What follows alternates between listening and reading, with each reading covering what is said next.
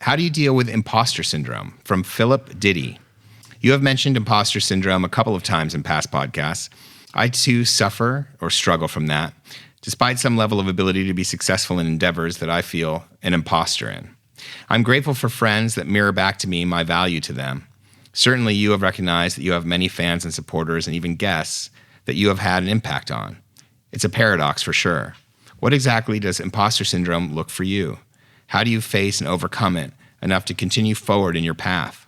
What would you tell someone trying to flip the switch toward a desire to serve humanity that is afraid of the next step due to imposter syndrome?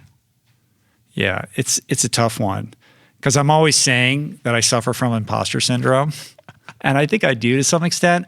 I had this guy, Chris Evans, came to my house who hosts the most popular morning radio show in the UK on Virgin Radio UK. Yeah, right. It's like the breakfast show.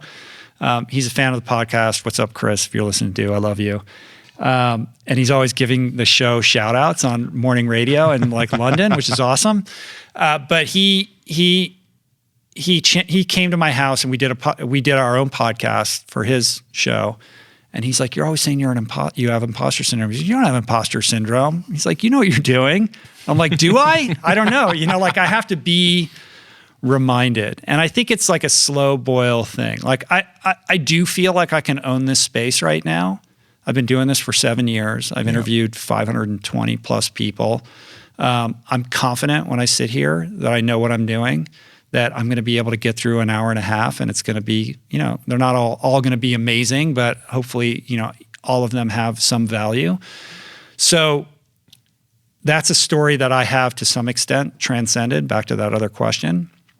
I like to throw it around though every once in a while because, it is well, like, you were at well, one I do point, have these right? pinch me moments where I'm like, what am I doing in Jack Dorsey's house right now? Like, how did this happen? Right. Like, do I have any qualifications to talk to this guy? Like, or some, incredible athlete that I revere, I think it's more of a humility at this point.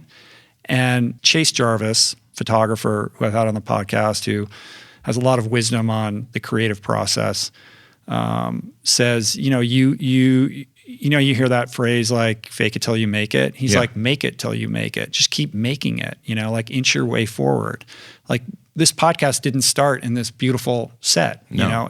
You grow into these things over time. And with that, I think you slowly, as you develop some level of mastery over what you're doing, you're able to kind of transcend that idea of being an imposter.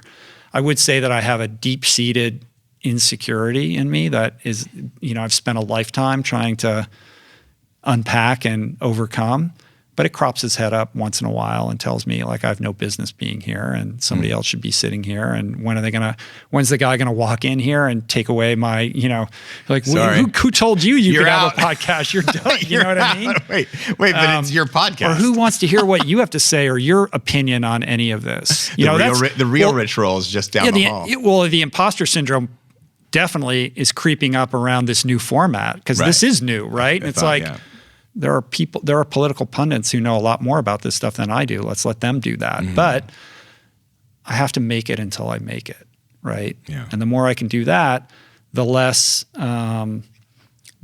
like held hostage I am by that insecurity and that sense that I am an imposter. So how do you drill that down into some kind of tangible advice for Philip? It really is make it till you make it, right? Like if you're feeling like you're an imposter, don't give that story power, like act as if, like act in contravention of Walk that. Like if. Take in AA, there's a phrase, take contrary action. Mm-hmm. So just because your brain is telling you something doesn't mean that it's true, right? Your instinct is broken often when it comes to things like this. So when you take the contrary, what would somebody who didn't have imposter syndrome do? Well, they would make another podcast, or they would paint a painting, or they would like get up on stage at the comedy store, or whatever it is, right? Get out of your comfort zone, make it till you make it, and take the contrary action. I like it. To me, I'm thinking, don't believe everything you feel. But I think the imposter syndrome, there is a positive to it, not the syndrome, but there's a positive to the fact that you're not comfortable. There's something to be said for not getting comfortable and knowing that you have to show up and actually do the work. You can't just turn on the mics and expect it to work. You can't just like show up and get a story done if you haven't done the research for the story. Yeah. It goes back to humility. Yeah. The healthy second cousin of imposter syndrome is humility. That's it. Right? It's like that.